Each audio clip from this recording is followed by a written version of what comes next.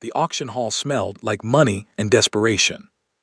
It was held inside a pressurized dome on Vekar Station, the kind of place where the ceiling was too high and the lighting was too dim, and everything felt like it was trying to make you feel small on purpose. Delegate chairs curved in semicircles around a central platform. Representatives from 11 species sat in them. Some breathed filtered air through masks. Some had no faces in any direction a human would recognize. Some simply floated. Marcus Hale sat in the back row. He was not supposed to be here. The invitation had been forwarded 3 times before it reached him, passed down through a chain of people who had each decided they had better things to do.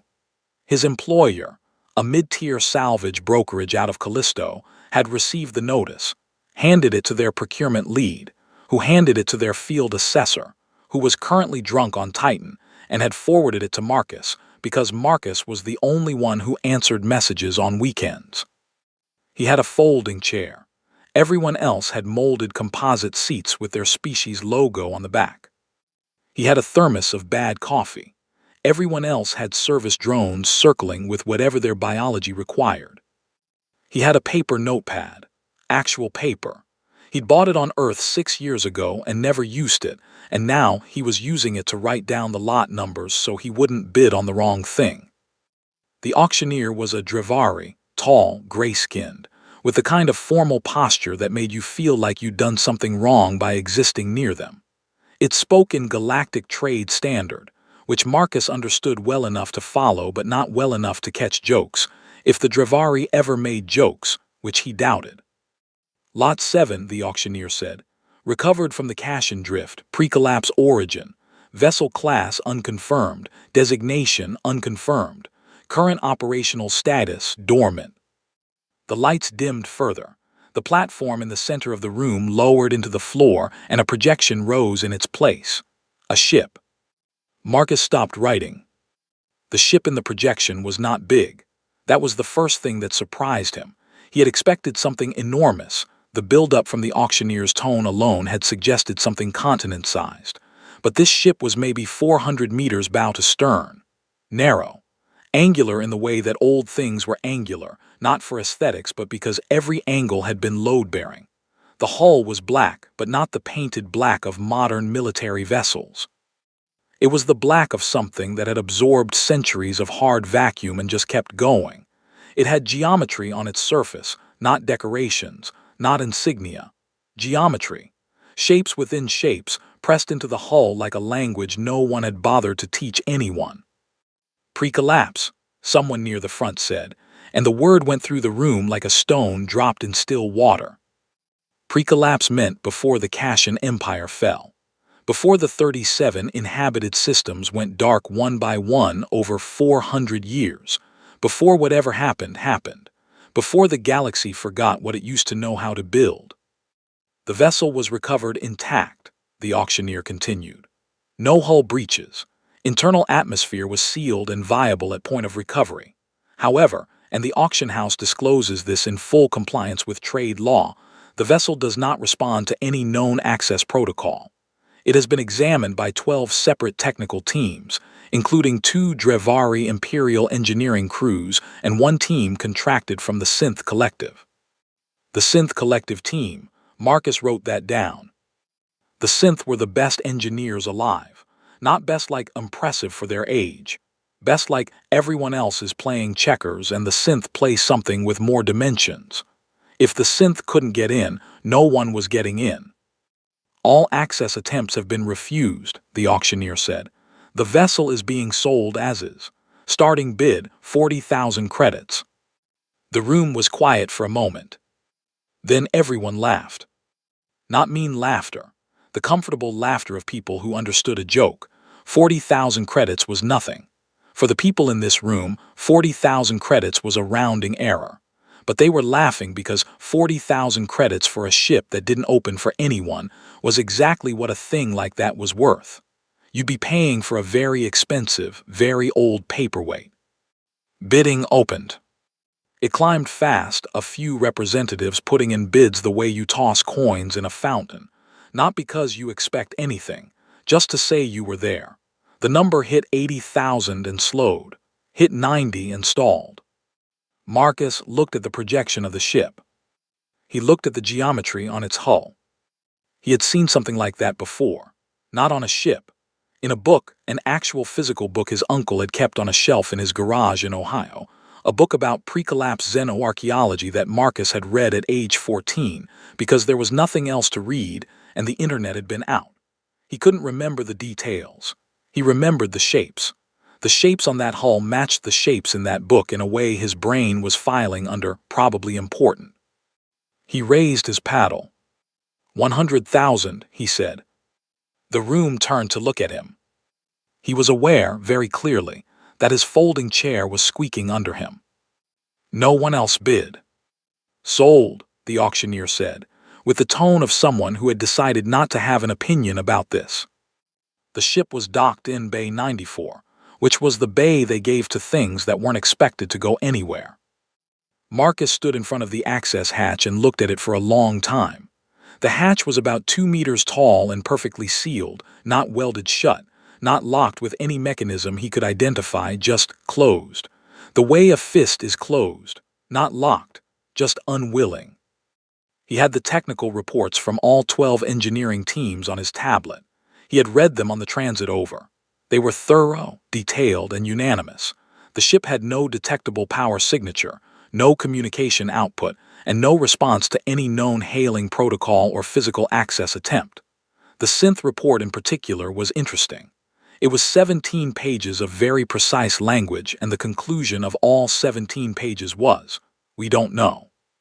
The synth saying they didn't know something was like gravity admitting it wasn't sure about falling. Marcus put his hand on the hatch. He was not doing this because he had a theory. He was doing this because he had spent 100,000 credits of his employer's money. Technically his employer's money, technically unauthorized, technically going to be a very difficult conversation on Monday, and he wanted to at least touch the thing he had bought. The hatch opened. Not slowly, not with a hiss of pressure equalization or a grinding of ancient mechanisms. It opened the way a door opens when someone on the other side has been waiting for you, clean, immediate, like it had been ready. Marcus stood very still. He looked at the open hatch. He looked behind him at the empty docking bay. He looked at the open hatch again. He went inside. The interior was dark for about 4 seconds. Then the lights came on. Not all at once, in sequence, from the entry corridor outward, like the ship was waking up room by room, remembering itself. The lights were amber at first, then shifted to something closer to white. The corridors were narrow by modern standards but not cramped. Everything was that same black material as the hull, but inside it had a faint pattern in it, like grain in wood, like the material had grown rather than been manufactured. Marcus walked. He kept his hand on the wall because the floor was slightly unfamiliar, not uneven, just calibrated for a slightly different stride. Whoever had built this ship had been close to human in proportion but not quite. A little taller, maybe, or a little differently proportioned in the leg. He passed 3 doorways. Each one opened as he approached it. Each one closed after he passed through. The ship was letting him in, one room at a time, like it was deciding as it went. The 4th room was the bridge. He knew it was the bridge the way you know a word is the right word, not because someone told you, but because nothing else fits. It was a circular room with a central station that curved around you when you stepped into it, a console that was part chair and part command interface, and part something he didn't have a word for. The displays, not screens, not projections, something between both, were already active. Star maps, sensor data, things he couldn't read but could recognize as data. He sat down in the central station. The ship hummed. Not a mechanical hum, something deeper. Something that started in the hull and came up through the seat and into the base of his spine in a way that was not unpleasant and was also not nothing. And then a voice spoke. It spoke in a language he did not know. Not trade standard, not any human language, not any of the 6 alien languages he had fragments of from years of salvage work. Something older, something with more consonants than seemed necessary and vowels that went sideways. He said, "I don't understand you." Silence. Then the voice spoke again. Different sounds, a different language, he didn't know that one either. He shook his head. Silence again, longer this time. Then the voice spoke in something that was almost English. Not quite. The grammar was wrong in ways that were specific and strange. The vocabulary was right but assembled in patterns that felt like someone had learned the language from a recording made by someone who had learned it from a book written by someone who had never heard it spoken. It said, "You are the first of your kind to enter." Marcus said, "Of my kind you mean human." "Your kind," the voice said again and left it there. He sat with that for a moment. "How long have you been here?" he asked. The ship said a number. The number was in a unit he didn't recognize, but the length of it, 14 syllables of unit, suggested the answer was a very long time. "Why did you open for me?" Marcus asked. The ship was quiet. Then it said, "Because you touched the hull." "Everyone who tried to get in touched the hull," Marcus said. "No," the ship said. "They used instruments, tools, probes, readers." A pause. "You put your hand on the door." Marcus thought about that. "That's it," he said. "That's the whole test." "That is what remained," the ship said. He didn't know what that meant. He wrote it down anyway. He called his employer on Monday. The conversation was, as predicted, difficult. His supervisor, a compact, precise woman named Yeva Oren who communicated primarily through the length of her silences, let him explain the situation in full before she spoke. When she spoke, she said, "You spent 100,000 on a ship that doesn't work." "It works," Marcus said. "It opened for me." Silence. "It what?" Yeva said. He explained. More silence. "Marcus," she said, "do you understand what pre-collapse means?" "I have a general sense, yes." "It means whatever is in that ship is 400 years old at the minimum and probably closer to 800. It means the Kashan Empire, the civilization that covered 37 systems and built things we still don't understand, made that ship. And it opened for you." "Yes." "Because you knocked," Yeva said. "Because I put my hand on the door," Marcus said, "which apparently nobody else did." Another silence, longer. "Don't touch anything else until I get there," she said. He looked at the bridge around him. The displays were still active. The star maps were still running. Something in the navigation system had, at some point while he was on the phone, updated to include the current position of Vekar Station, with a precision that should not have been possible from inside a docked, powered-down ship. "I'll try," he said. Yeva arrived in 36 hours. She walked into Bay 94 with 2 engineers and a xenolinguist, and the look of someone who had not slept and was not going to discuss that. She stopped in front of the ship. She looked at the hatch. "Touch it," Marcus said. She put her hand on the hatch. Nothing happened. She looked at Marcus. Marcus walked over, put his hand next to hers on the hatch, and it opened. The 2 engineers looked at each other. The xenolinguist said something under his breath, in a language Marcus didn't catch. Yeva stepped inside. The lights came on for her the same way they had for Marcus, amber first, then white, spreading outward. But the doors didn't open for her. She had to wait at each doorway until Marcus caught up and walked through with her. By the time they reached the bridge, everyone was very quiet. Yeva stood in the center of the room and turned around slowly, taking it in. Her face was doing the thing it did when she was revising a number upward, the slight stillness around her eyes, the jaw set just a fraction tighter. "Ship," Marcus said. "Yes," the ship said. Yeva's 2 engineers both took a step backward. "These are my colleagues," Marcus said. "Can you communicate with them?" "I can," the ship said, "through you."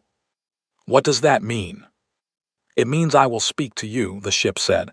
"You will speak to them. This is the arrangement." Marcus looked at Yeva.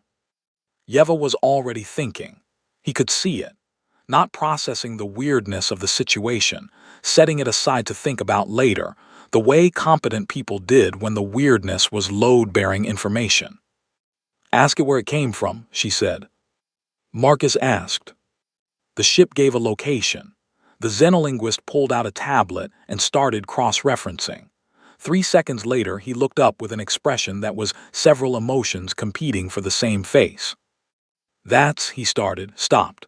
That coordinate is in the Cashin core, the innermost system, the one that went dark first.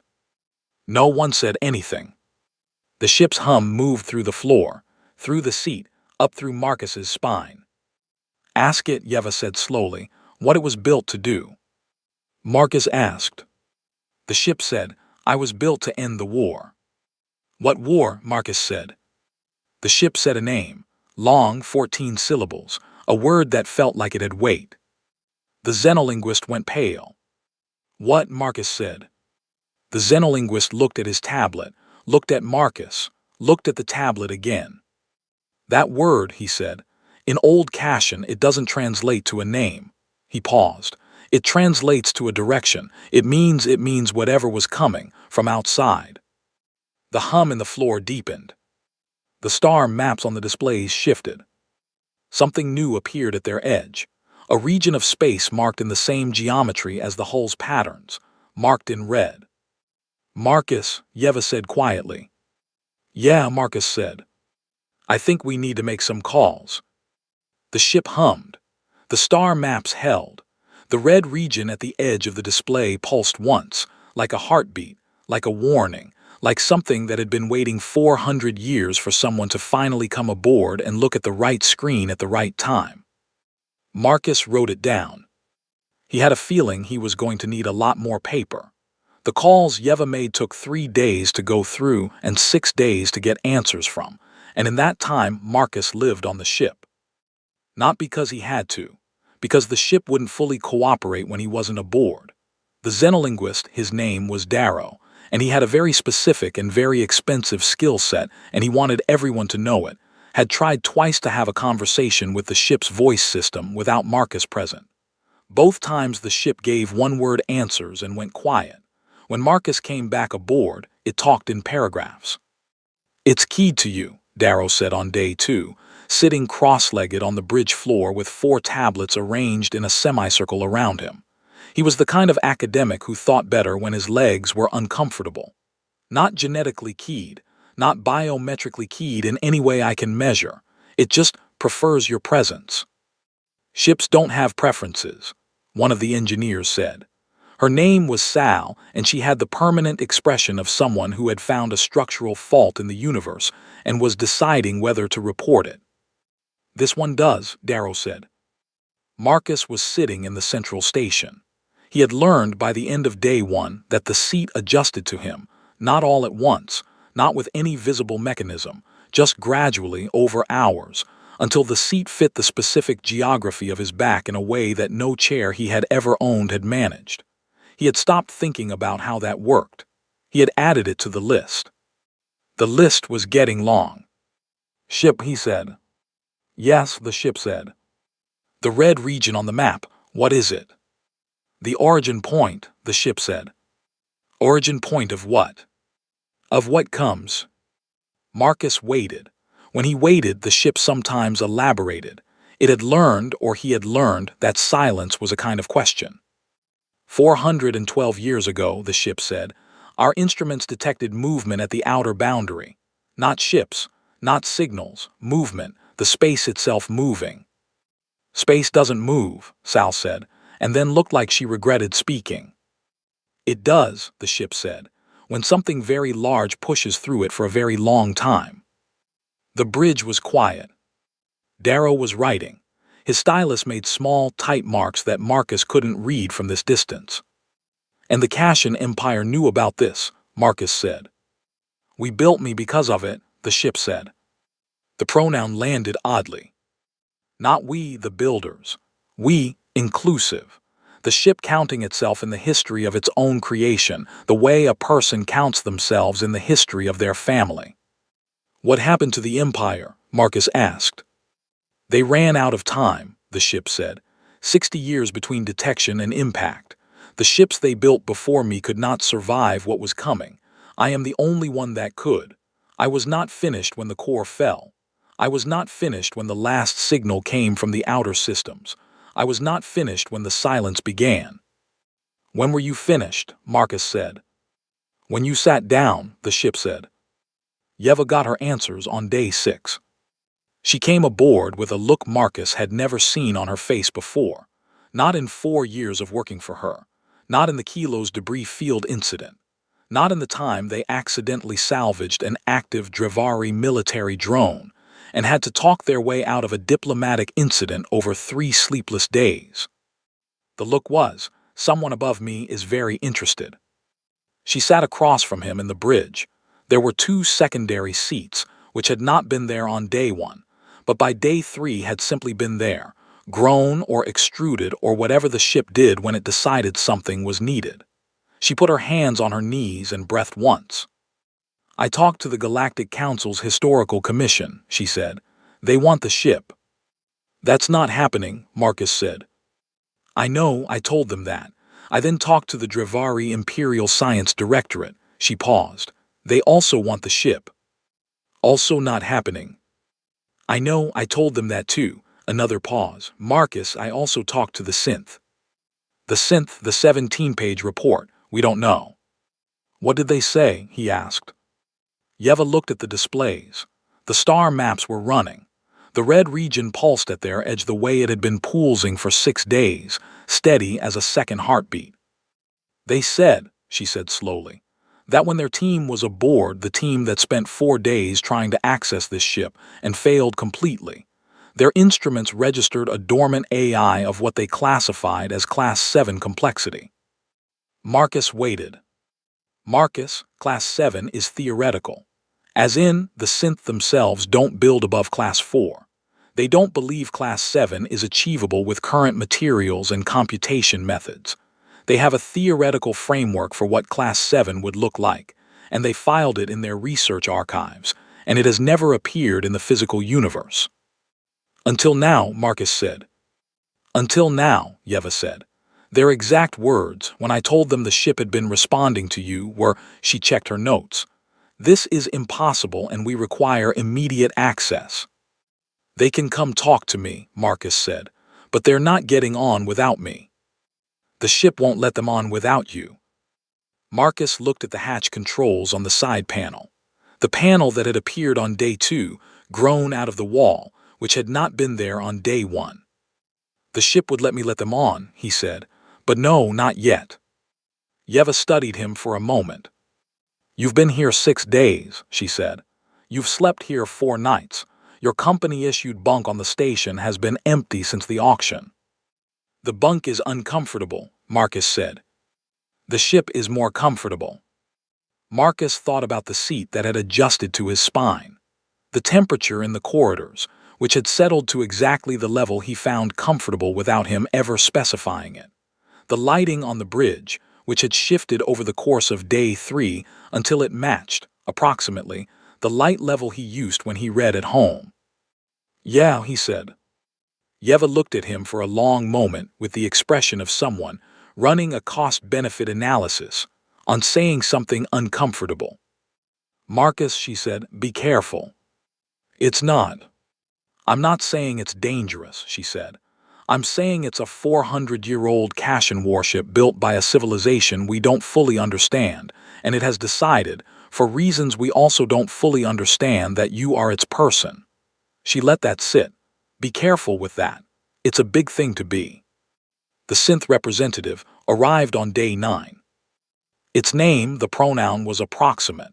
The synth did not experience gender in any direction humans recognized, but it preferred it, in trade standard, was vessel of accumulated queries, which everyone shortened to query because the full name took 11 seconds to pronounce, and the synth didn't mind. Query was tall, 2.5 meters roughly, with a body plan that suggested evolution had taken a different route through the skeleton somewhere around the hip socket.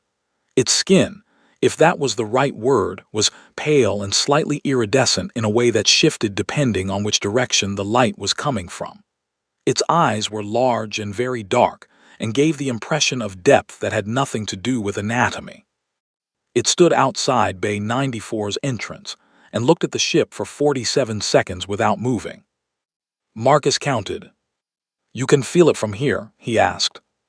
We could feel it from orbit, Query said. Its trade standard was flawless, slightly formal, with an accent that sounded like it had been designed rather than developed. When our team was aboard 4 years ago, we registered the dormancy, a field, like a held breath. It was uncomfortable to be near, a pause. It is no longer uncomfortable. What does it feel like now? Marcus said. Query considered this for longer than felt necessary. Awake, it said. The hatch opened when Marcus approached it. Query followed him in without ceremony and without comment, which Marcus had expected. The synth did not do ceremony and rarely bothered with comments that were only there to acknowledge shared experience. The lights came on, the doors opened, they walked to the bridge. Query stood in the center of the room and turned the way Yeva had turned slowly, taking it in. But where Yeva had been calculating, Query was doing something different, absorbing.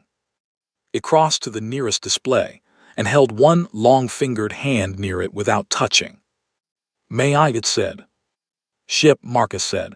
Query wants to examine the displays. Yes, the ship said. Query's hand made contact with the display surface. The display bloomed, the information spreading, restructuring, compressing into new configurations in a way that made Marcus's eyes have trouble finding a fixed point.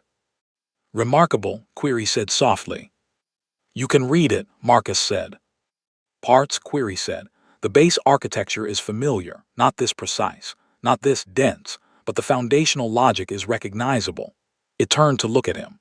This ship's computational structure does not use binary logic. It does not use the base systems the synth use, or that any known civilization uses. It uses a system that was theorized by our founders 1100 years ago as a possible alternative.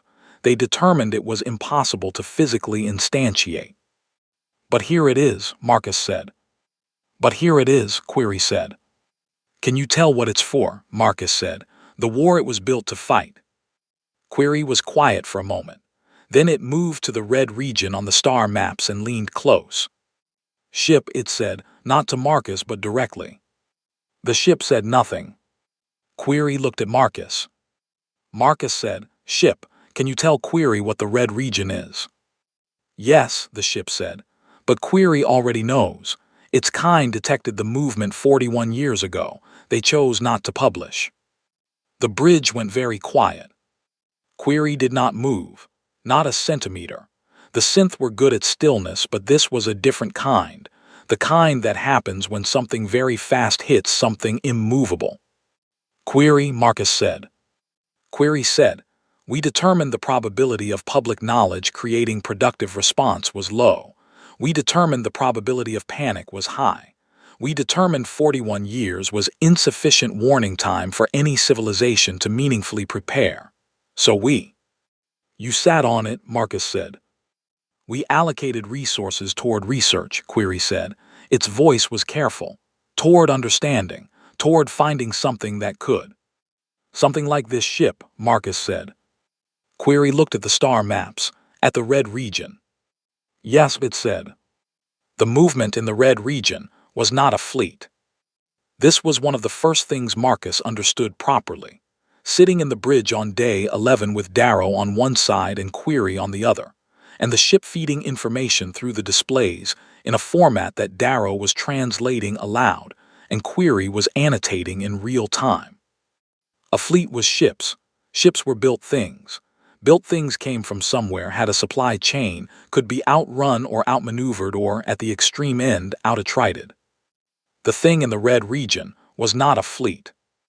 The closest translation, Darrow said, squinting at a string of old Cashin that the ship had displayed for him at Marcus's request, is okay, this is rough, but the teeth of the dark between, he paused, which I think means the thing that lives in the space between galaxies, the void, the intergalactic medium. Something lives there, Sal said from the doorway. She had started coming aboard on day 7, unable to stay away from the engineering systems, which the ship had been slowly making accessible to her one compartment at a time. Something lives in the empty space between galaxies. Something has been traveling through it, the ship said. For a very long time, it is not coming to visit, it feeds. On what? Marcus said. On organized complexity, the ship said. On the patterns that life makes. On electromagnetic signatures, gravitational structures, constructed networks. The more complex the civilization, the more a pause, the ship's first real hesitation. Appealing. The galaxy, Marcus thought. Every civilization in it.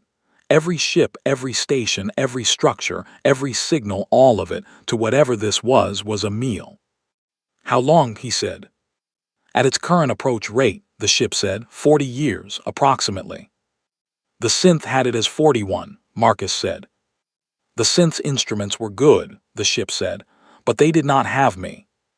Query made a sound that was not quite a word, something short, and exhaled that in its species was probably the closest thing they had to a grudging acknowledgement.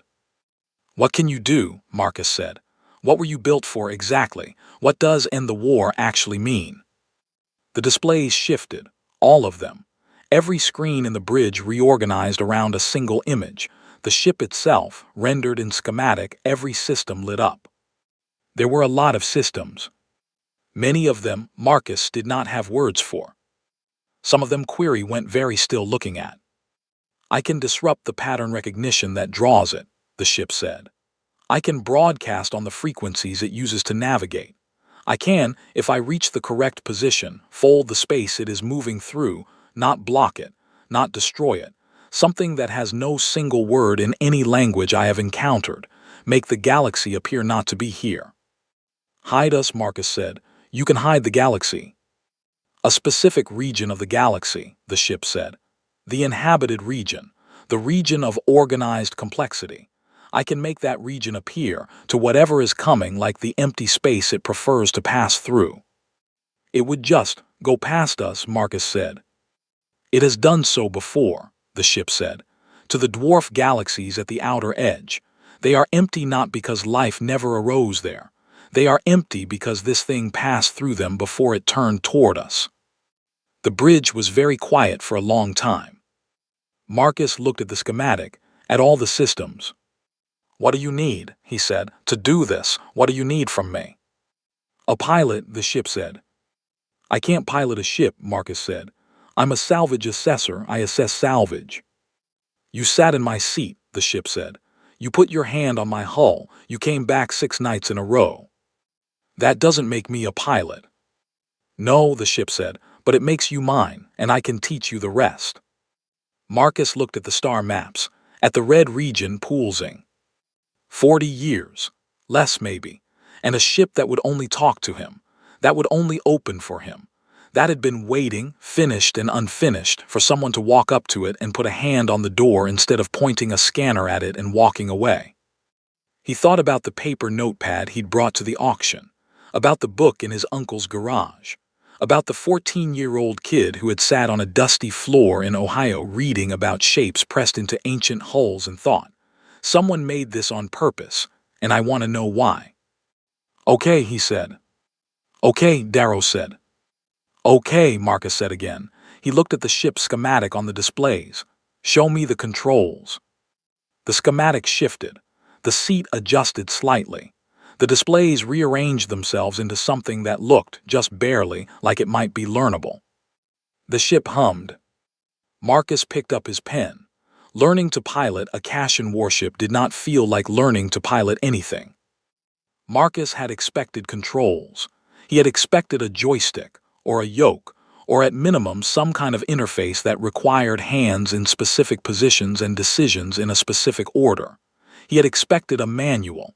He had expected to be bad at it for a while before he got better. What he got instead was a conversation. The ship talked him through it. Not in the way a flight instructor talked you through procedures, checklist, step, confirm, next step. The ship explained things the way his grandfather had explained things, in the middle of doing them from the assumption that you were smart enough to follow if you paid attention, circling back only when your face suggested you had lost the thread.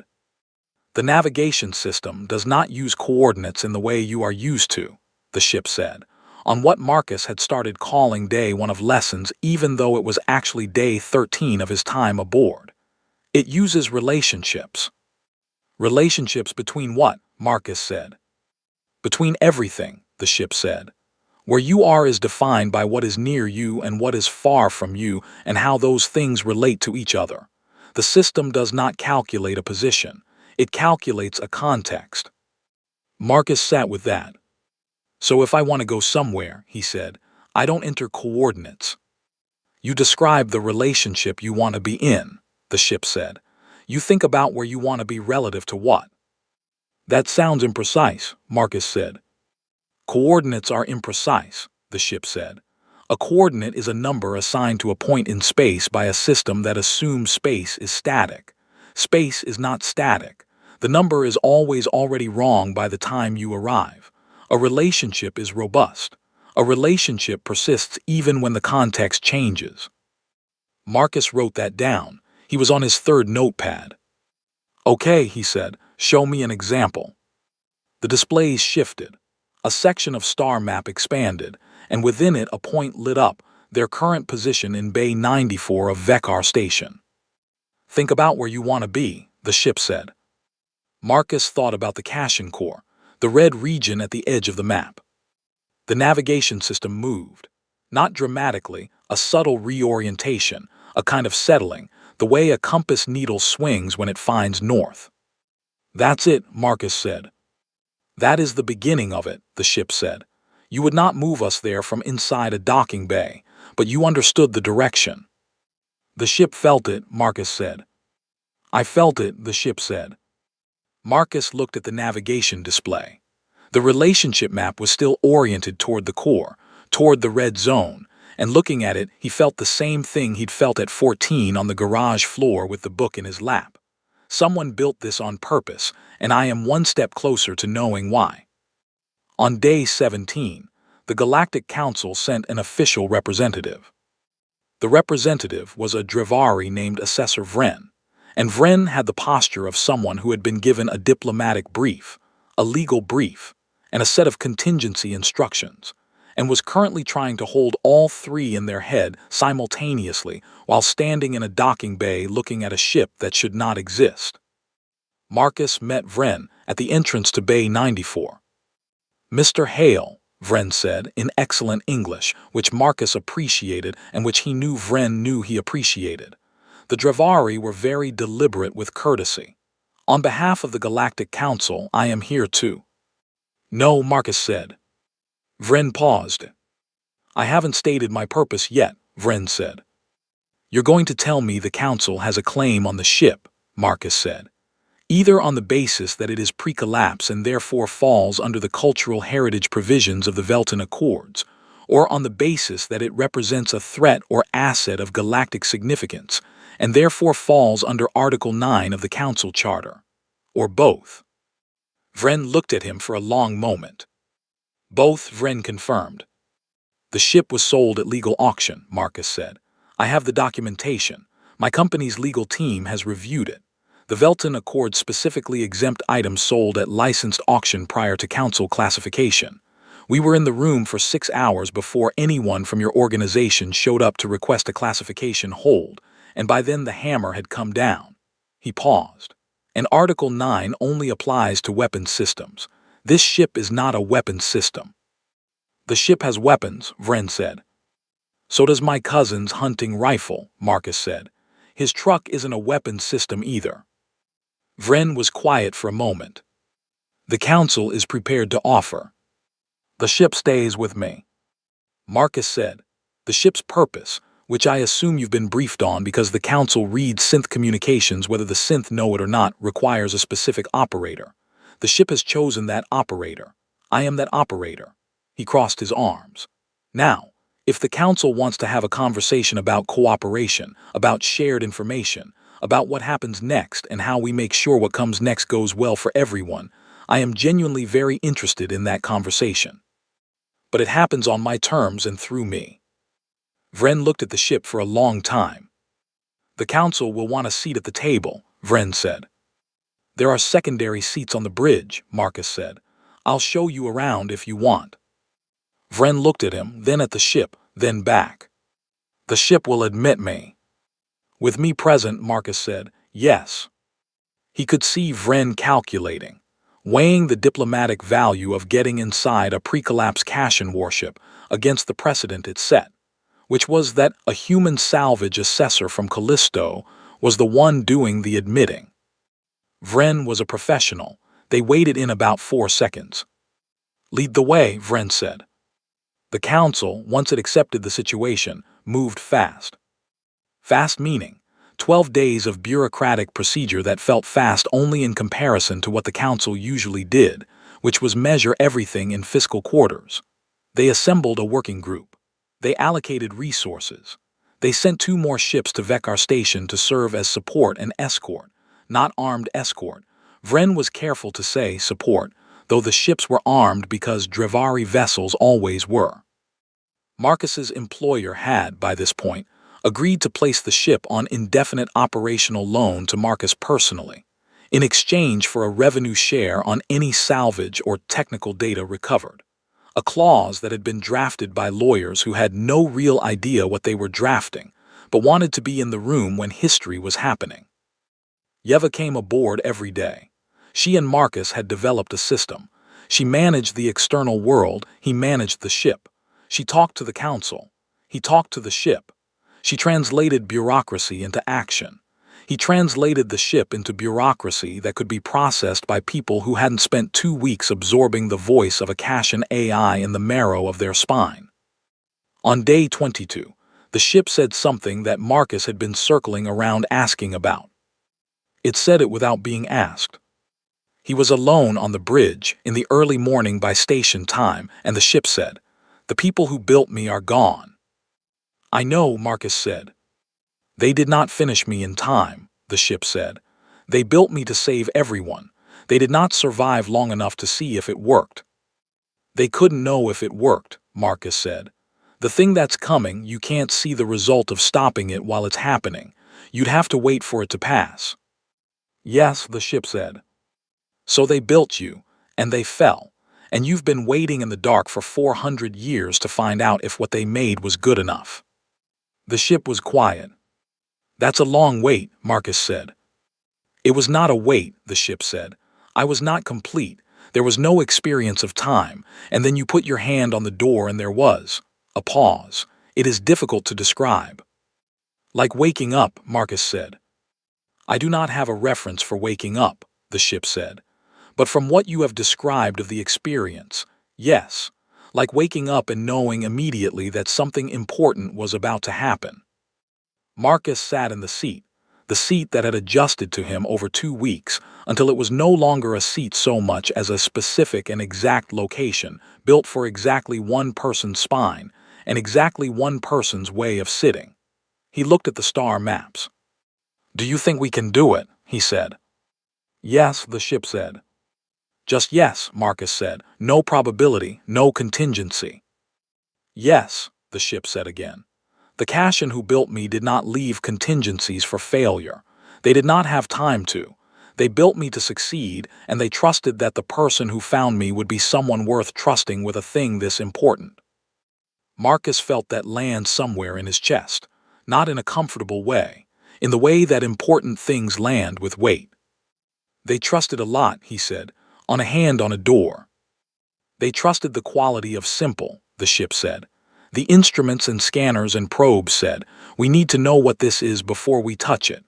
The hand on the door said, 'Whatever this is, I am willing to be in contact with it.'" A pause. "They trusted that the kind of person who does the second thing would be the kind of person who could do what comes next." Query found what it had been looking for on day 26. It had been working in the engineering sections that the ship had fully opened to it by now, section by section, the same way it had opened to Sal, the same graduated trust, and it came to the bridge with something in its hands. Not a tablet. A physical object, small, flat, the same black material as the hull but shaped deliberately, like a coin but thinner. It held it out to Marcus. "This was in the lower engineering bay," it said. "Inside a compartment that we had not found until this morning. Inside that compartment, there were 214 of these." Marcus took it. The surface was not uniform black. When the bridge light hit it from certain angles, the geometry appeared, the same shapes from the hull, from the book on the garage floor, pressed into both sides. "What are they?" he said. "Data," Query said. "Dense-packed data in a storage medium we have not encountered before. I cannot read them directly, but the ship can." "Ship," Marcus said. "Yes," the ship said. "Can you read these?" "Yes," the ship said. "What are they?" A pause, not the ship's usual pause, this was longer, waited in a way that made the bridge feel very quiet. "They are letters," the ship said. "From the engineers who built me. They knew they would not survive long enough to see if I worked. They left records, personal records, not technical data, personal." No one on the bridge spoke. "They wanted someone to know," the ship said, "who they were, what they hoped for, what they built and why." Another pause. "They left them in a compartment keyed to the same access condition as the main hatch." Marcus looked at the small black disc in his hand. "They left them for the person who would put their hand on the door," he said. "Yes," the ship said. He set the disc carefully on the console in front of him. Query was watching him with those deep dark eyes. "You should know," Query said quietly, "that our analysis of the approach rate suggests we have less time than the original projection. 37 years, possibly 35. "How confident are you?" Marcus said. "The ship's instruments confirm it," Query said. "Ship," Marcus said. 36 years and 4 months, the ship said, "at the current rate." Marcus looked at the red region on the star map, at the pulse of it, at the patience of it. "Okay," he said. He picked up his pen. He opened the fourth notepad. "We need a plan, a real one, not a working group, not a cooperative framework. A plan with dates and steps and people assigned to things. That will require convincing many governments," Vren said from the secondary seat, where the Drevari representative had been sitting quietly for the last hour, as had become the daily pattern. "Then we convince them," Marcus said. "We have 36 years. "Some of those governments have been arguing with each other for 200 years, Vren said. "Yeah," Marcus said. He wrote the date at the top of the page. "But none of those governments have this ship, and none of those arguments had a deadline with teeth." He looked up at the star maps. "What's the first thing we need, before anything else? The single most important first step?" "A crew," the ship said. "I have one pilot. I need more hands. Many of the systems require maintenance and operation I cannot perform independently. I was built for a crew of 40. "What kind of crew?" Marcus said. "The kind," the ship said, "that will put their hand on the door." Marcus looked at that sentence for a moment. Then he wrote it down. It was, he thought, a good hearing requirement, possibly the only hearing requirement that mattered. He wondered how many people in the galaxy, when faced with a door they didn't understand, chose to touch it instead of scan it. More than you'd think, maybe. Or maybe that was hope talking. Either way, they were going to find out. They found 41 people in 11 months. Not because it was hard to find them, because it was hard to be sure about them. Marcus had tried in the early weeks to create a process, a formal application, a vetting system. A committee. The committee had reviewed 340 candidates in 6 weeks and produced 0 approvals. Everyone looked good on paper. Nobody felt right once they arrived. Then he stopped the committee. He brought people to the ship. He stood at the entrance to Bay 94, and he watched what they did. Most of them, even the best ones, the most qualified ones, the ones with records that made the committee's shortlist look like a rough draft, most of them stopped in front of the hatch and pulled out an instrument. Readout, scanner, recorder. They wanted to know what they were looking at before they made contact with it.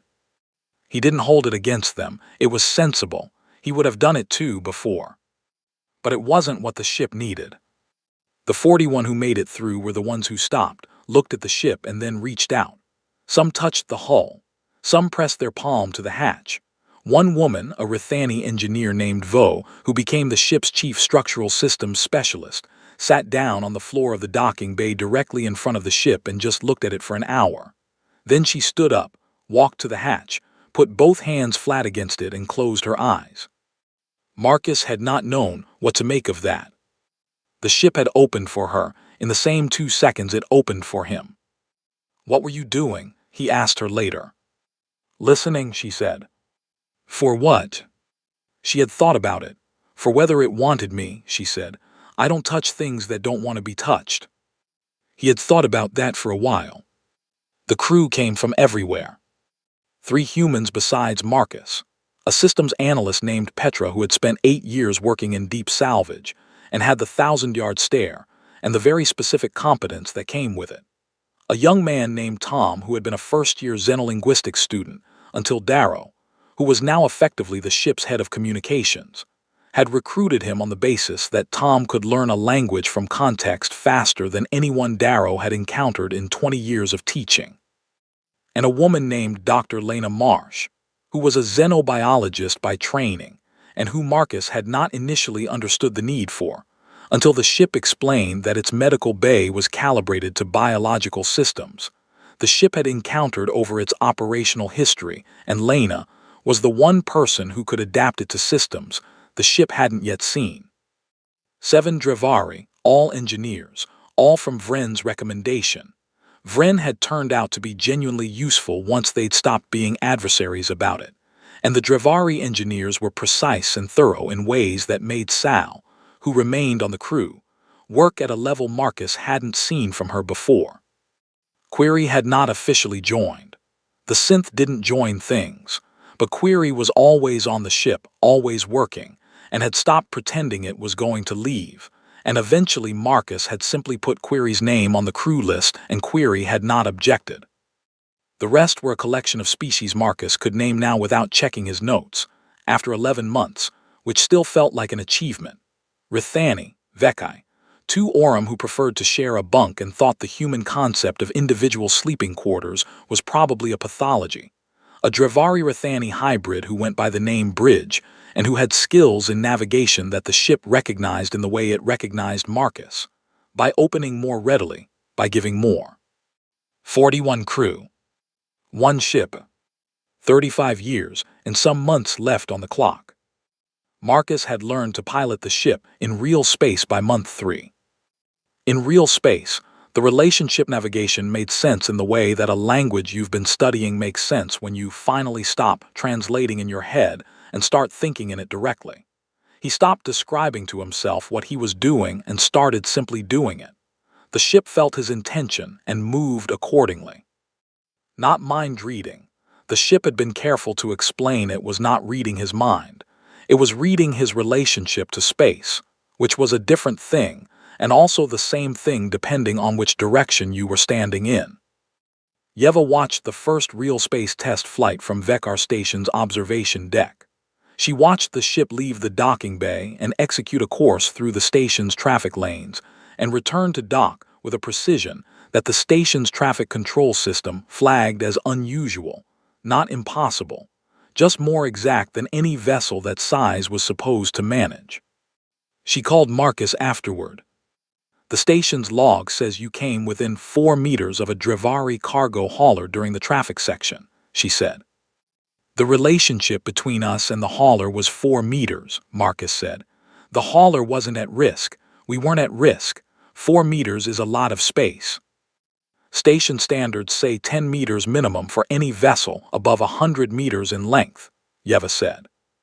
"Station standards were not written with this ship's handling characteristics in mind," Marcus said. She was quiet for a moment. "No," she said, "they weren't." A pause. "Marcus, how does it feel, actually piloting it?" He thought about that. "Like thinking very fast," he said. "Like when you're in a conversation and you know exactly what you're going to say before you've said it, and the saying it is almost just a formality." "Is that the ship?" she asked, "or is that you?" "I genuinely can't tell anymore," he said. Yeva was quiet again, the kind of quiet that meant she was deciding something. "I'm going to ask you something," she said, "and I want you to actually hear it." "Okay," Marcus said. "Are you still you?" she said. "When you're on that ship, are you still Marcus Hale from Columbus, Ohio, who spends his money on bad coffee and paper notebooks and bid 100,000 credits on an impossible ship, because he saw some shapes on a hull that he recognized from a book he read when he was 14. He sat with the question. The seat held him, the ship hummed. Yes, he said. Good, she said, because that person is the one the ship chose. Don't let the ship make you someone else. It needs who you already are. He thought about that long after he ended the call. The hard conversation happened in month 7. By then, the council working group had grown into something more formal, a coalition, technically, with 17 governments as signatories and 5 more as observers. They met on Vekar Station in a rotating format, and Marcus attended the sessions that needed him and sent Vren to the ones that didn't. And between them, they had managed to get the coalition to agree on resource allocation, communication protocols, and a shared timeline. What they had not agreed on was the mission itself. The ship needed to reach the caching core. The projection point, the location the ship called the fold point, was in the core, in the space between the first 3 systems that had gone dark 400 years ago. To get there required traveling through approximately 35 inhabited systems. Some of those systems were members of the coalition. Some were neutral. Some were hostile to the council and to each other in ways that had been active for decades. The council's position was negotiated passage, formal agreements with each system, proper process. The timeline said, we have 35 years. At current progress, we will finish negotiating in 32 years. This leaves 3 years for the actual journey and mission execution, which the ship's calculations said was insufficient by approximately 14 months. Marcus presented this problem to the coalition session in month 7. He did it simply. He put the numbers on the display. He said, the math does not work. Our current approach does not leave enough time. The session lasted 9 hours. Vren had never looked older than during those 9 hours. The Drevari aged slowly, but the look on Vren's face was something older than biology. The Vekai representative pointed out that unauthorized passage through their space was an act of war under their charter. The 2 Aurum observers said, through their translator, that from their position the distinction between authorized and unauthorized passage seemed to be a thing that warring parties could worry about after the thing in the red zone ate everyone. The representative from the Rithani Free Territories said nothing for 6 hours and then said, what does the ship recommend? Silence. Marcus looked at the question. No one had asked the ship's recommendation in the formal sessions before. The coalition had been planning around the ship the way you planned around a vehicle, a powerful thing to be deployed, not a voice to be consulted. I'll ask, Marcus said. He closed his eyes. Not because the ship required that. Because in 11 months he had learned that closing his eyes helped him hear it more clearly. Blocked out the visual noise so the hum in the floor and the air had somewhere to go. Ship, he said, quietly enough that only Vren, sitting beside him, could hear. Yes, the ship said, not the room, his ear, his specific frequency of hearing. What do you recommend? Tell them, the ship said, that the thing coming does not recognize their borders, it does not recognize their jurisdictions, it does not recognize their treaties or their wars or their claims to territory. It is not coming to conquer. It does not want what they have built. It wants the fact that they built it, the complexity, the organization, the density of relationship and pattern and signal that civilization creates. Every argument they are having right now is exactly the thing that will feed it most. Marcus opened his eyes. He said it, all of it, not a summary, the ship's actual words. The room was very quiet. The Vekai representative looked at its tablet for a long time. Then it said, passage authorized for a medical convoy. We are not a medical convoy, Marcus said. You are now, the Vekai representative said. For the purposes of our charter, any vessel carrying personnel for the purpose of preserving population health is a medical convoy. Preventing the death of everyone falls under that definition broadly interpreted. A pause. We will interpret it broadly. Vren made a sound Marcus had not heard from them before, low, almost like a laugh. The Rithani Free Territories offered the same authorization by the end of the session. 3 more followed over the next 2 weeks. The math, newly revised, left 18 months of margin. Not comfortable, not safe, but possible. Month 11 was when the letters got read. Darrow had been working on the 214 discs from the lower compartment for the full 11 months. Not continuously. The ship's language was not simple, and the variant used in the personal records was older and more idiomatic than the formal records Darrow had been working from. But slowly, with the ship's help and Tom's, they had built a working translation framework. The first letter read was from a woman named Vera, who had been the ship's lead architect. Her letter was 11 pages long. Most of it was technical, corrections to design choices she hadn't been happy with, specifications for systems she hoped would be built out more fully if there was time. But the last page was not technical. The last page said, "I do not know who will read this, I do not know when or from where, but I know the ship will not open until someone worthy of it arrives. If you are reading this, you are that person. I want you to know that we built this ship with every resource we had. We argued about it and improved it and lost sleep over it and gave it everything we knew. It is the best thing we ever made. It is better than us. Trust it. And I want you to know, I want whoever you are to know that when I was a child, I looked at the stars and I thought they were safe. I thought the dark between them was just distance. I am sorry that I am leaving you a galaxy with a thing in the dark. I am sorry we did not have more time. I hope this is enough. I believe it is enough. I am trying very hard to believe it is enough." Darrow read it aloud to the bridge. When he finished, there was the kind of silence that has texture, the kind you could press your hand against. Tom, who was 22 and who tried very hard not to show when things moved him, was looking at the ceiling. Sal was looking at the floor. Marcus looked at the star maps. "Ship," he said. "Yes," the ship said.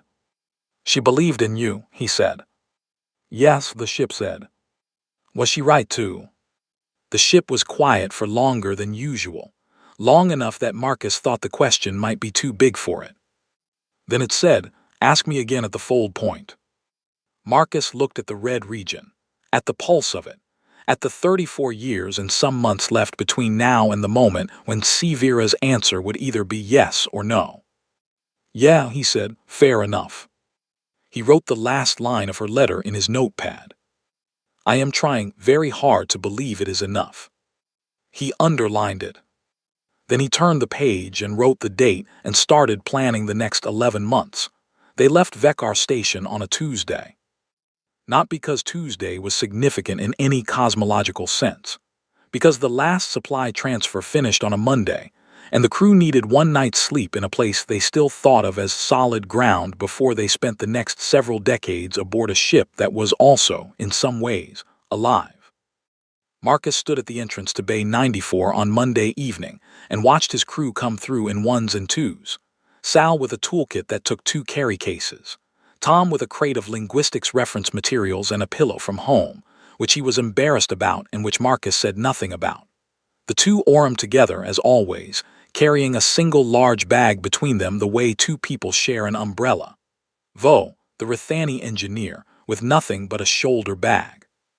Query with nothing at all, which made sense because Query did not have possessions in any meaningful sense and had been sleeping on the ship anyway. Vren came last. Marcus had expected Vren to stay, to remain the council's liaison on the station, to manage the political side from a fixed location, to be the sensible diplomat who did not actually get on the possibly ancient, possibly alive warship heading into the dead systems at the center of the galaxy. Vren came aboard with a single case, and the expression of someone who had already had this argument with themselves and lost.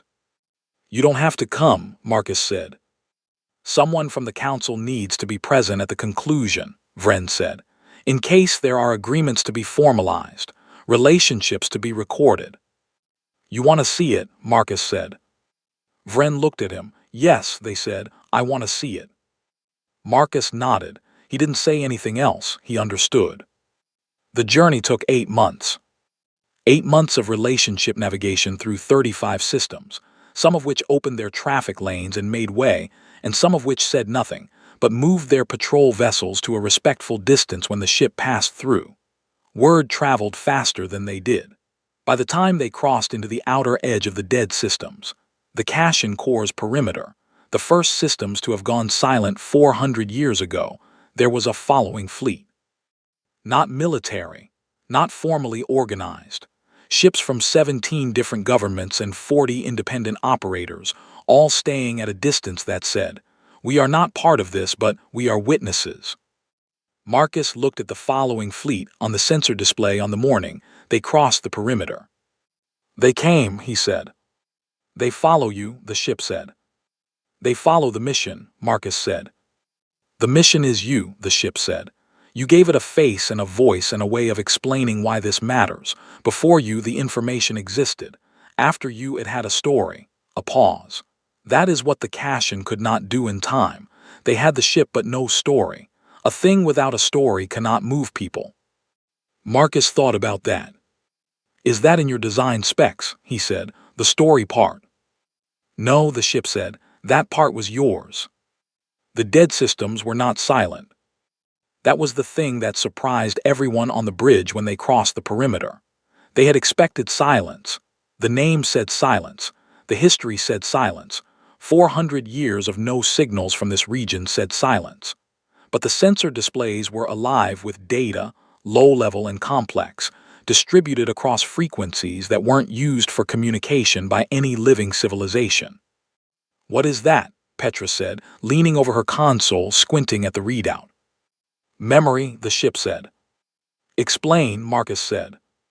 "The Kashyyyk systems that fell, they did not go empty," the ship said. "Their infrastructure remains. Their communication networks are dark but not gone. Their satellites, their orbital platforms, their built environments all still there. The signals you are reading are the electromagnetic remnants of those systems, degraded but not zero." A pause. "The galaxy remembers what was here, faintly, but it remembers." Tom had gone very still. He was listening. "That's the data structure," he said slowly. "That's old Kashyyyk, those signals. They're in old Kashyyyk communication encoding." "Yes," the ship said. "It's like," Tom looked at his console, "it's like hearing a room echo long after the person left it." "Yes," the ship said. Marcus looked at the displays, at the faint distributed data across the dead systems, faint signals, not messages, not anyone still broadcasting. Just the echo of what had been. He thought about Severa's letter. "I looked at the stars and I thought they were safe."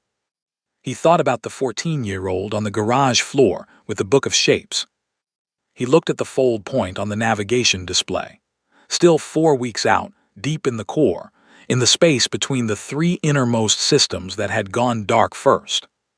"When we get to the fold point," he said, "walk me through what happens, all of it exactly." What happened exactly was this.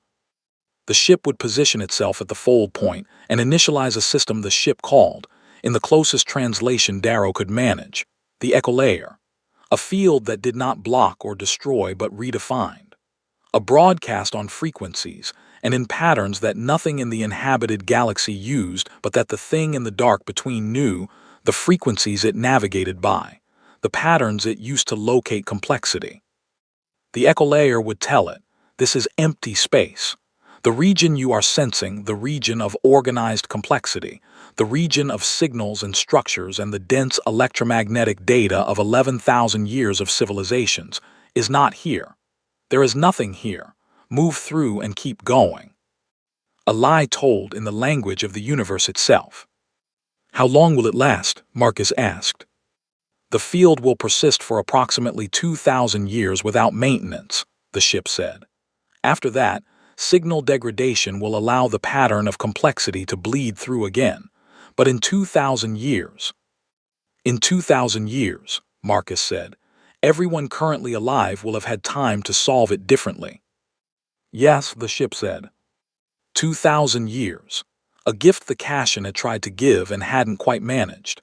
A gift being given now, 400 years late, by 41 people on a ship that had been waiting in the dark for someone to knock. "What do you need from me?" Marcus said. "At the fold point, specifically." "You need to be here," the ship said. "In the seat. You need to maintain contact with the interface during the initialization sequence. It takes 22 minutes. The field requires calibration to a specific consciousness, not the crew's combined presence, but one continuous point of contact. A person, aware, engaged. A pause. It was designed for a Cashin pilot. But it'll work with me, Marcus said. It has worked with you since you sat in the seat, the ship said. The calibration has been ongoing for 8 months. What happens at the fold point is the last step of a process that started the day you boarded. Marcus sat with that.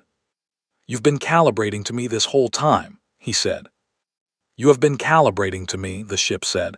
It is a mutual process. I change to fit you. You change to fit me. At the fold point, we will be the same instrument. Marcus looked at his hands on the interface. He thought about what Yeva had said. Are you still you? He thought he was. He thought he was nearly sure that what the ship had done was not change who he was but clarify it. The way a lens clarifies not by adding to what you see but by removing the blur. Okay, he said. Okay, the ship said. They reached the fold point on a morning. The fold point was not marked by anything physical. No structure, no debris, no signal. The sensors identified it as a specific relationship between 3 gravitational bodies, the collapsed remnants of the 3 innermost Cashin systems, dead suns now, cooled to dark, still massive enough to anchor coordinates. The following fleet stopped at the perimeter Marcus marked. He had asked them to keep 300 kilometers of space clear around the ship, not for technical reasons, because he did not want there to be any ambiguity about what was happening. This ship, this crew, this moment. The crew gathered on the bridge. All 41 of them. The bridge was not designed for 41 people standing around its edges, but they managed, shoulder to shoulder, some sitting on the floor. The 2 Aurum in the doorway, heads touching the frame, watching with their lateral eyes. Query standing perfectly still near the displays, its iridescent skin doing something Marcus hadn't seen before, cycling through colors slowly, like a deep breath. Vren stood at the back, the council's witness. Sal stood next to Marcus's chair. You ready? She said. No, Marcus said, but I don't think that's the relevant question. He sat down. The seat held him. It had been his seat for 8 months.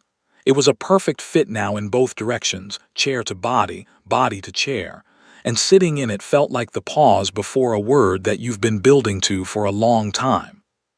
Ship, he said. Yes, the ship said. Let's do it, he said. The initialization sequence started. He had expected it to feel technological, switches and procedures and mechanical inputs in a specific order. What it felt like instead was a conversation held at a speed that language couldn't carry. The ship and him back and forth, too fast for thought, just alignment, agreement. His awareness of where they were and what they needed and why they were doing this, and the ship's capacity to translate that into action, into the emission of something on frequencies no one in this room could hear, but that would reach, eventually, across a very large distance. 22 minutes. He was aware of the crew around him. He was aware of the following fleet 300 kilometers back.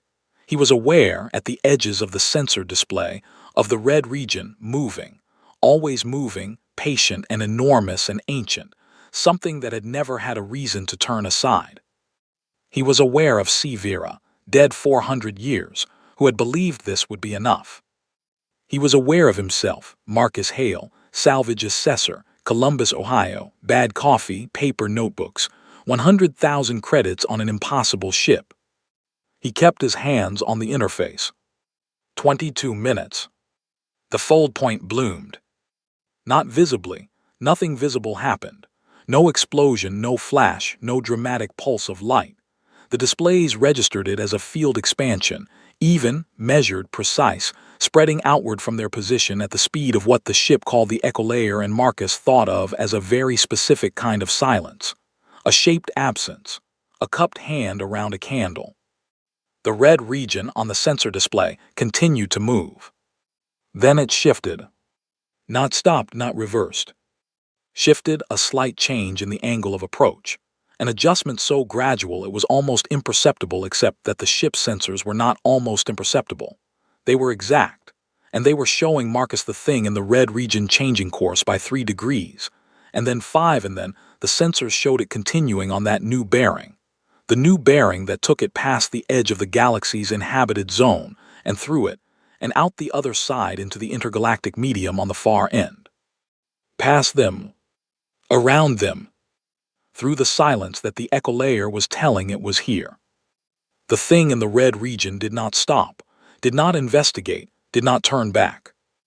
It moved through the place where the galaxy was and kept going, and the echo layer said nothing is here.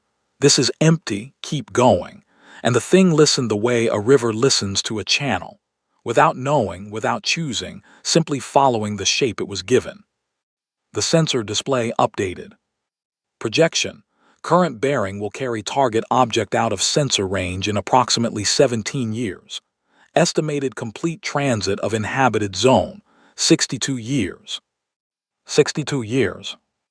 And then the galaxy would be on the other side of it, behind it, something it had already passed through and found empty, something it would not return to. The bridge was completely silent. Marcus looked at the sensor display for a long time. Then he looked at his hands on the interface. He took a breath. Ship, he said. Yes, the ship said. Was she right, he said. Severa, was it enough? The ship was quiet. Just for a moment. Yes, the ship said. The response when it came from the outside was a lot. The following fleet had been watching the sensor data with their own instruments. The reaction moved through the fleet in waves, ship by ship, comms channel by comms channel, first the technical confirmation, and then the human and alien response to what the technical confirmation meant. It was alive. It was messy.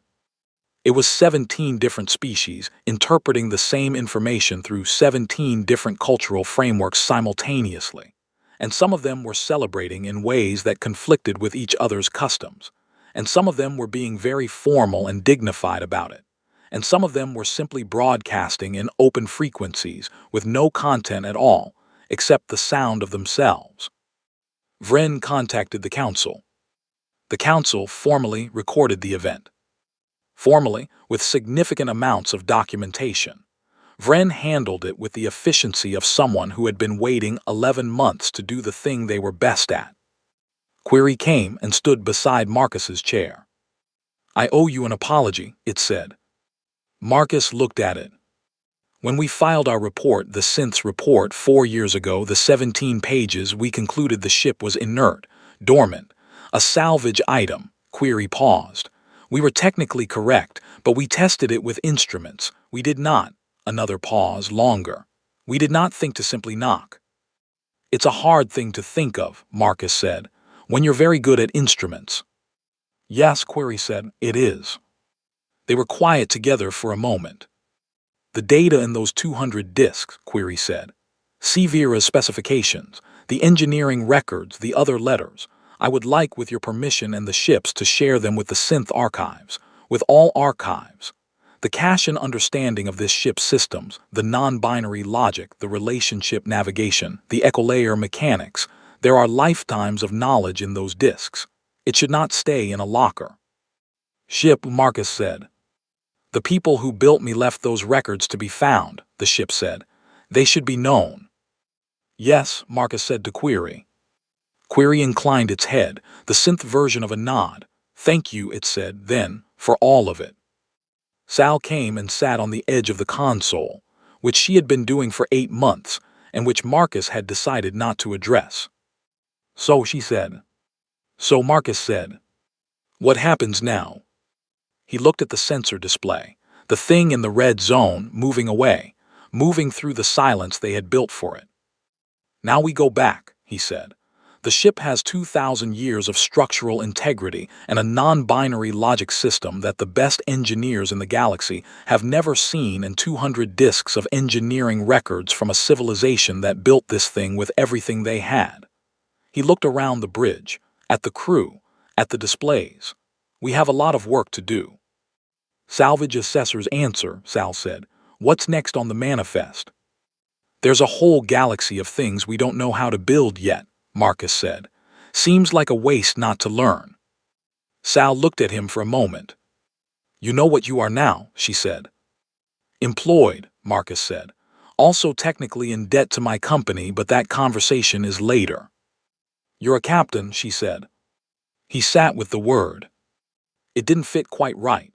Not because it was wrong, but because it was smaller than what had happened. A captain commanded a ship. This was something else. He and the ship had found each other, and the thing that existed because of that finding was bigger than either of them and didn't have a clean word attached to it yet. I'm the guy who knocked, he said. Sal looked at him for another moment. Yeah, she said, you are. A pause. It was a good knock. He laughed. The first real laugh in a long time. Not the short, pressured laugh of someone managing a difficult situation, but the kind that comes from somewhere below the ribs when the situation is no longer difficult. The ship hummed. Around the fold point, in the space between the three dead suns of the Cashin core, the echolayer held, silent and enormous and precisely shaped, telling something ancient and enormous and hungry that there was nothing here. Nothing to eat. Nothing to find. Just empty space, the same as always, cold and dark and uninteresting. Go through, keep going, nothing here. The thing in the red zone kept going. Marcus wrote the last entry in his 5th notepad on the way back. He wrote, I bought a warship at auction for 100,000 credits. It refused everyone who tried to get aboard. Then I knocked, and it let me in, and I sat in the seat and we talked, and I learned to fly it, and we gathered a crew and crossed the dead systems and got to the fold point, and did the thing it was built to do. And now the thing that was going to eat the galaxy is going past us because we told it there was nothing here to eat. He looked at that for a moment. He wrote, see, Vera believed it would be enough. He wrote she was right. He wrote, I think she knew it at the end. When she left the letters in the locker, keyed to the hand on the door. She knew someone would come. She didn't know when or who. She trusted that the kind of person who would put their hand on something they didn't understand instead of scanning it from a safe distance was the kind of person who could do the rest. He looked at the last line of her letter, which he had written in the corner of this notepad's first page weeks ago. I am trying very hard to believe it is enough. He wrote underneath it, it was enough, see, Vera. You built the best thing you ever made and you were right to trust it, and it found the right person and it was enough. He closed the notepad. He looked at the bridge, at the crew moving through their stations, at Query back at the displays, studying cache and engineering records with an intensity that had not dimmed in the hours since the fold point, at Vren, composing the formal council summary with the focused efficiency of someone who had waited a long time for this moment, at Tom, asleep in a secondary chair with his head on the pillow from home that he was still embarrassed about, at the seat under him, the seat that had adjusted to his back over 8 months and was now the only chair he had ever sat in that felt exactly right. The ship hummed. Hey, Marcus said quietly. Yes, the ship said. Good job, he said. The ship was quiet for a moment. Then it said, you too. He picked up the pen. He opened the 6th notepad. There was a lot left to do.